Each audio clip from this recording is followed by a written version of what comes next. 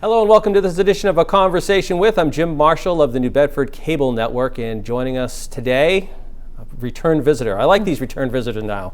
Pam Kuechler. She is the Executive Director of PACE, People Acting in Community Endeavors. Right. It's always known as PACE, though. Yes, it is. It's always known as PACE. Thanks for having me. It's great to see you again and chat with you. As I told you on the phone, I thought of you because a week or so ago when I saw the headline in the paper that utility rates were going up 60%, I'm like, oh, I got to get Pam on. Because, as we head into the fall here now, in the winter season, I can't imagine what that headline would do for your business. And I mean, the last time you were here, and it wasn't that long ago, really. No, it really wasn't. And you and I were chatting about the amount of people, and it was during, obviously the pandemic and the people that were coming in and needing help. And then you see this, and it's on steroids, I would assume. Yeah, it is. It really is. And thanks again for having me. I appreciate being here. So yeah, headlines like that do definitely increase the volume of people that are anxiously getting in touch with us. So, and it's a concern. It's a concern that we talk about it at a statewide level, just in terms of how are we going to be able to adequately help people to get through the winter during the coldest time of year, and just deal with that on top of all of the other things that have increased in cost. So it's a huge concern, and it's definitely at front of mind now that our fuel assistance year has started to kick off. So we're seeing people come in fast and furious. One thing you told me on the phone, which I think is interesting and people should realize too, this isn't a New Bedford or a Massachusetts problem. No. You were saying, I mean, this is the Northeast problem. It is a Northeast problem, because sometimes what isn't realized is the fact that from a fuel assistance standpoint, we support heating costs, but the reality is here in New England we have both extremes. Folks, we had a hot summer this summer. Yeah. We had multiple weeks of over 90 degrees. It was dangerous for people to be out and about. You heard about places where people could go to have cooling locations and stuff. So there's a lot of energy being used to be able to cool people's homes, as much as there's a lot of energy being used to heat them. So in New England, we have that unique experience of having to really do both ends of the spectrum. And it's one of those things that we've had to do some advocacy around how the allocation for fuel assistance happens, so that the New England states do get their fair share to be able to accommodate kind of both ends of the spectrum. I know at the federal level that there are states that do get, I was going to say fuel assistance, but maybe that's not the right term. They get assistance for cooling. Right. So it's the LIHEAP program. Right. That's the federal name for it. It's not how most people know of it, but the LIHEAP program serves the entire country, and it just depends on where you're at, how it's utilized. Right. So when some people say, well, Florida doesn't get it, but I know Florida and Texas do get assistance for cooling. Right. Yeah, it's the same sort of challenge, right? Because in Florida, once you hit sometime mid-May and you're going right through the summer, it's a place where you don't go outside an awful lot. So it's the same. It's sort of the same principle. It's just the reverse problem. Right. It's curious that, when you look at the increases here, they seem to be because of outside factors. I mean, the price of natural gas is a huge factor. Gas, oil. And really, it's no control. They're commodities on the open market, and they're getting what they're getting. We're seeing oil prices increase right now, just about 10 cents a day, which, we're at the high threes right now. So threes, maybe low fours. So if that trend continues, at the moment, I did the math, and right now, if we're at $4.29, I think was the number that I got, for the maximum benefit that we have, which is $1,600 for somebody coming in eligible, that's 368 gallons of oil. So say next week you get 100 gallons, that's going to maybe get you through into December, maybe a little bit into a little bit later. But 368 gallons of fuel is not going to heat your house for the entire winter. It's just not. So it's a concern because as that exponentially goes down as those prices go up every 10 cents every day. So it's a concern, a huge concern. And OPEC's announced that they're going to cut back on the amount of oil that they're going to produce on a daily basis. So the prices are just going to go up even more. Exactly. Yes. Yes. So there's a lot of work being done at the federal level and even at the state level around the amount of money that comes through to help folks, the benefit side of things. And we're hopeful that the federal government and the state will provide some support to give us additional resources that benefit level can go up, and that we have the capacity to serve as many people as come through the door. Well, I saw that there were organizations like PACE advocating, I'm sure you're one of them too, advocating for the state legislature to, I think the number was 10 million, I saw, an additional 10 million. Yes, and that's our statewide association is doing a lot of work on that, because most of the community action agencies do fuel assistance. So we're doing a lot of work with them to try to help encourage them to move forward in that direction. Talk to me for a second, though, about qualifications. The prices go up. Things are going up. Are the qualifications changing for people? So that's a great question, because we find that we have to do a lot of education for folks around the eligibility, because there are many people who believe that because they don't qualify for something like SNAP, they don't qualify for fuel assistance, and that's absolutely not true. We have very generous eligibility guidelines. So I'll give you an example. A single person living on their own qualifies if they make up to $42,411. A family of four, $81,561. And that's a relatively good salary. Right. So living wage, you're making a living wage, probably on the lower end. This benefit is still available to you. So we do a lot of work, a one-on-one. It's a lot of one-on-one, but also trying to really get the word out particularly during the beginning of our fuel assistance year, to let people know that even if you think you might not, even when I say those numbers, you're like, oh, not really sure. I would say, contact us and let us run your information, and you might be surprised that your eligibility, you might actually be eligible. I was thinking of my parents, because I know when everybody was out of the house, my dad was still working. Obviously, he qualifies as a senior citizen at that time, so he was 60-ish. And he was working, but he and my mom qualified for fuel assistance, and when my dad passed, my mom obviously still qualified. But imagine seniors may not want to get it or what have you, but they should at least look at it. Absolutely. They should definitely come to us. We look at, we don't look at every single piece of the information, so they should absolutely be contacting us and asking, can we just run through and see whether or not I qualify for it? More likely than not, they will. And I would really encourage folks to do that, because we're there to offer, it's a benefit. People are eligible for it. If you're eligible for it, you should definitely be taking advantage of it. And you and I were talking previously too, and I just want to reemphasize too, you were saying that the legislature is looking at it, but as you said, I think the federal government is looking at this as well now. That's correct, yeah. So the LIHEAP line item potentially could increase, which is what we're hoping, because then it'll change whatever the allocation is to the state, which then funnels down to the programs. Does it usually happen like that? I think it's varied over the years. Okay. I don't know the trends as well, because I haven't been doing this for that long, but I do think over the years, depending on the types of weather that we've had, the kind of years that we've had, I think it's sort of fluctuated up and down.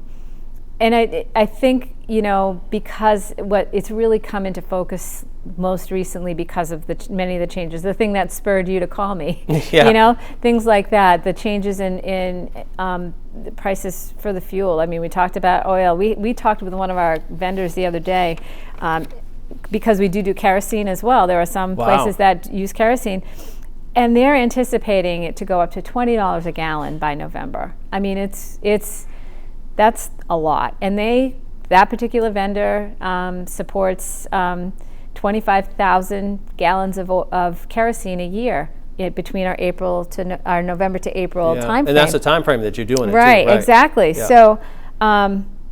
So it's it's sort of it's astounding to think what kind of help those folks are really going to be able to get if it gets to that point. Because, I mean, we're 80 gallons, for a $20 a gallon fuel up. I mean, a lot of times when we pay for a delivery, it's 100 gallons. It's got to be 100 gallons. Right, and you were just talking about right now the way it stands is just for basic fuel assistance, it's what, 380 gallons or something like that? So 380 gallons of oil total. Right. So for a 16, but the maximum benefit is $1,600. So you figure kerosene is, $20 bucks a gallon. How you're going to maybe get 80, you're going to get 80 gallons. It's not even going to give you the 100 gallons. So how long is that going to last? Right. So all of those come into play and are part of what is used as the advocacy for the program. In addition to the fuel assistance, and before, let me just add, so people who don't know about the fuel assistance program, how do they get in touch with you for that? So they should, the best way to really get connected to fuel assistance is to go to our website, which is www.paceinfo.org.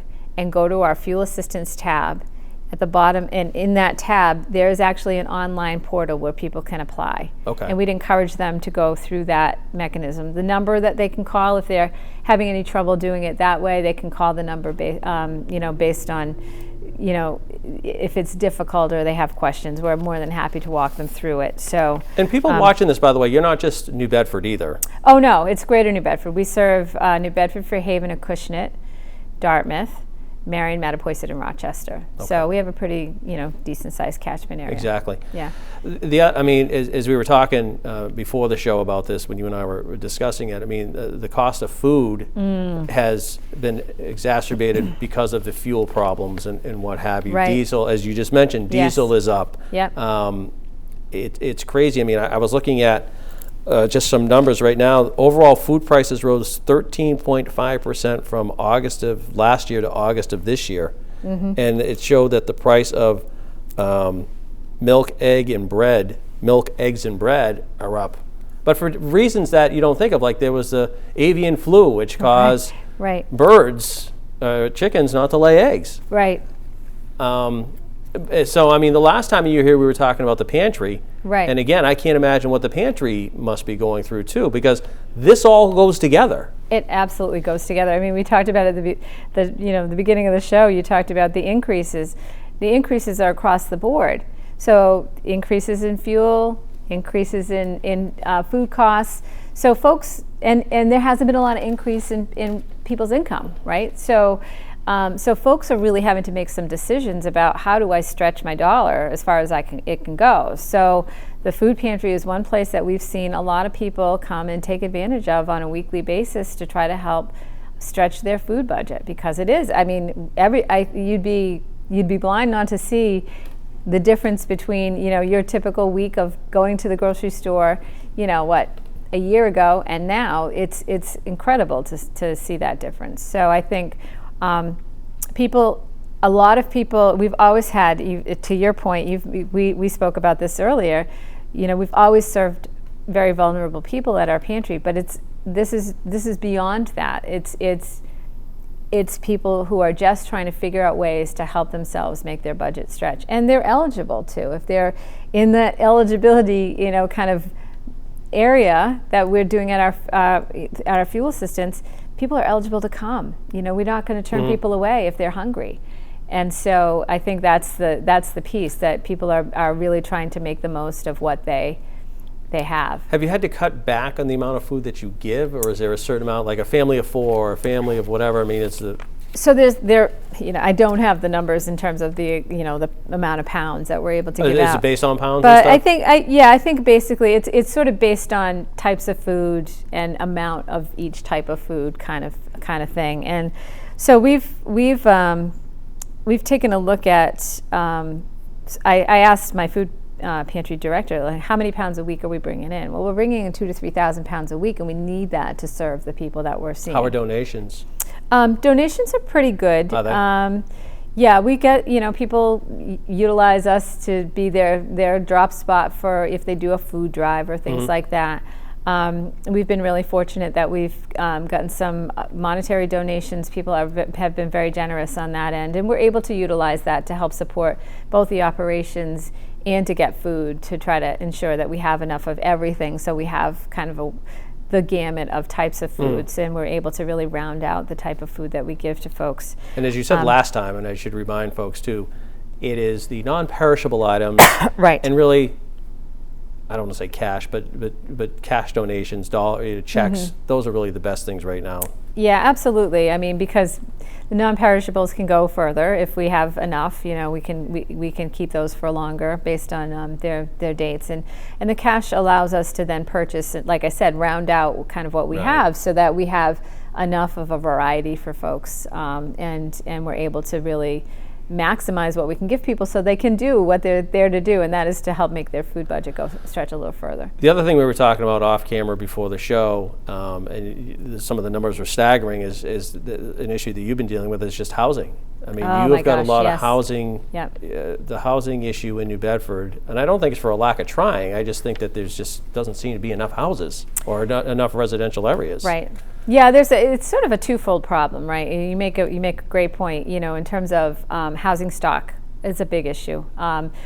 Pace has been talking about that, and our assistant executive director Josh Amaral has done a great job of really taking a look and analyzing sort of what the trends are and what the needs are.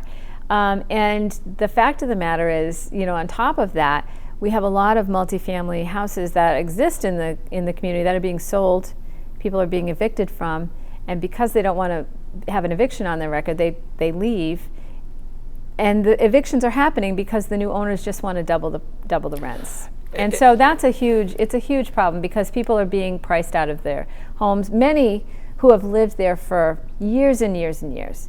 So it's a real challenge to try to find a balance in this in this sort of dynamic that we're in. And you kind of wonder ethics aside, those landlords, I guess theoretically, are they doing anything wrong?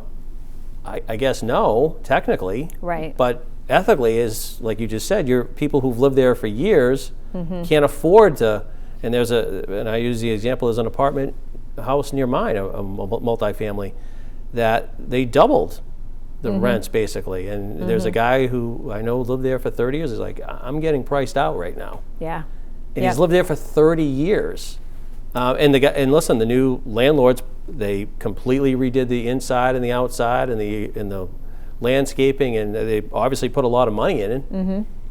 And that, it's interesting that, it's nice to hear that, because that's not always the story. Yeah. We've run it across many that are just the complete opposite of that, where nothing has changed in the home, and they're just pricing people out. So it's a real. You gave me some of the list there of the apartments. It's just scary. Oh, yeah. I mean, they're going up well over $1,000. And it doesn't really matter the number of bedrooms that are in there, and exponentially go up with the number of bedrooms of each apartment. And location doesn't seem to matter either. So, what our Housing Opportunity Center really does is try to work with both the tenants and the landlords. The tenants, so that they understand what their rights are when it comes to a point where they're being told that they need to leave and be evicted from the property, and the landlords to try to help sort of appeal to the idea that we need to have enough affordable housing in this community to be able to sustain everybody. And so I think the reality is that housing stock, because there's not a lot of place to build, although there are some projects in the pipeline that hopefully will help to alleviate it, and just having those conversations so there's some understanding about how do we best serve everybody in our community. Do you feel that that the organization is getting some success placing people in apartments right now? I do think that my staff in the Housing Opportunity Center do a lot of work to try to help get people places, and I think they do get people into locations to try to get them started. And it's not always just in New Bedford. They do look other places. Yeah. Exactly. So they try to help wherever the individual comes to them with opportunities. So I think they have some success with getting people placed and supporting their efforts. And we have a lot of rental assistance that helps people get moved in and get established in a new space, so that they're living somewhere safe and that they feel comfortable, and do some sort of secondary coaching to just make sure that they can sustain that. one of the articles I read in the paper, I think it was this week, maybe in the Sunday paper, whatever, it was talking about how important the suburbs are to the housing issue Absolutely. as well. Because cities, and it wasn't specifically New Bedford, but cities have limits just building. Right. And that suburbs could be an answer Yes. Yes. to the housing issue. Yeah, there's been some discussion about that, and so surrounding communities being open to considering development, and taking a look at their zoning, rules, and there's an opportunity there for the cities and towns to work together to try to come up with some solutions around this. And it has to be a collaborative effort, though. It can't just be about, well, we can't do it here, so you have to do it there. It has to be, let's have some discussion, let's have some regional discussion about what are the real needs and how could we maybe work together to try to solve some of these issues. Because the fact of the matter is, right now, my kids couldn't afford to necessarily move out of my house. Yep. My son still lives with me, and he'd probably kill me if he knows that I said that on TV. But and it doesn't make sense financially for him to put himself in a position where he can't afford to do anything because he's just paying for a place to live. So that is not a unique situation. I hear about that from a lot of my friends and a lot of other people that I know that have children, adult children working full-time jobs, who it's a challenge. And then you have the challenge of elderly who maybe want to leave their bigger homes to move into something more affordable to allow for some stock to be able to get turned over. It's a bigger challenge than one we can solve, but we certainly spend our time daily trying to help people navigate that. One of the things you wanted me to make sure we talked about was the Mass Health Connector and right. healthcare. Yes. And again, this kind of ties back to what we're talking about, what you're dealing with. I saw that the proposal is for the health insurance to go up 7% this year. That's the proposal, I guess, for Mass Health. Right. So we do run a health access program, which is designed to help people get health insurance, and to the name navigator, to help navigate through that whole process to get people connected to health insurance. And so open enrollment happens in November. Yep. And our navigators are poised and ready to go and help people get connected and make sure that they have health insurance. So I would encourage people that if you're struggling with your health insurance costs, or you have questions about how do you make a switch starting November 1st, give us a call and we'll be able to work through with you what's the best solution for you in your situation. Do you find people at this point, do they ask for help? I mean, I know you said that the food pantry's up, but are people applying for Mass Health? Are people applying for, are there people that just don't know, or they just? I do think that people, it's about awareness, right? And we've really done a lot of work to try to make sure people are aware that all of these opportunities are available to them. And so we do have new people coming in the door every day because they've heard about it. We got a lot of people who are referred from other people, particularly with our health access. There's a lot of word of mouth kind of referral happening, but people do come in if they struggle. I mean, part of what we do with the Mass Health, with our health access too, is we help seniors. You were talking to me off camera about that. How important right now your role is, the organization's role, but the seniors, they need help right now. Right. And a lot of them don't know about it, or are too proud not to ask for help. Right, and we try to really make sure that we are able to get the word out in ways that seniors might be more inclined to access it. But when people turn 65, I believe it is, and they have there's a whole bunch of new requirements that you have to do as a person 65, no matter what where you are in life. We have people that can help navigate that, and it's a lot. There's getting yourself on Medicaid and making sure that you're getting all of those on top of whatever other health insurance you might have. So that's like a whole nother piece to aside from just getting access to straight getting access to the connector. So there's several different sectors to it, and seniors, the thing that people should know is that we are seeing people face to face. It's not all just automated for all of our programs. Right. We are available by phone. We are willing to sit down and walk people through using paper. And, and sometimes, if you're not accustomed to doing things with technology, having those interactions are critically important for making, for having a successful outcome. So again, for folks that want to get in touch with you and the organization, if they have questions, what is the best way for them to do that? So they can go to our website. That's always the first place I send people. There's a lot of info on there too. There's a lot of info on there. So it's paceinfo.org. And you can find the connector points for each one of our programs when you you hit the tab for programs. That'll give you what you wanted to know about any one of those programs. You can also call our main office, which is 508-999-9920, and then our receptionist will get you connected to whatever program that you're interested in connecting with. You guys are Monday through Friday? Monday through Friday, 9 to 5 for the most part. We are going to be, just as a little plug, our new food pantry building is going to be opening up probably in the next month, and we'll be shifting location. So I would encourage people to pay attention to that. We'll also be shifting our hours so we're a little bit more accessible in the evening or on the weekend. And if people want to donate, help you out, what the same things for that well, too? yeah, this is the time of year, right? We're ramping up for our holiday season, and we always do a large distribution at both Christmas and Thanksgiving.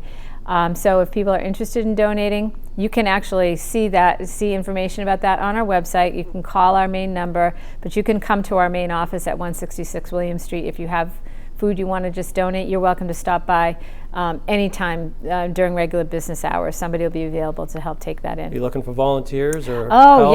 Yes. So that's the exciting thing about sort of this back end or moving out of the pandemic, even though I know COVID is still alive and well. But we are accepting volunteers. We have our volunteer application online. And we've been really fortunate that we've had several people reach out to us and have some volunteers now working back in our pantry as well as in some of the other programs. That's great. Yeah. It's great seeing you. Yes, it's great seeing you too. Thanks for so much in. for having me. Pam Kuechler, our guest. She's the Executive Director of PACE. That's going to do it for this edition of A Conversation With. I'm Jim Marshall of the New Bedford Cable Network. Thanks for watching, and we'll talk to you again soon.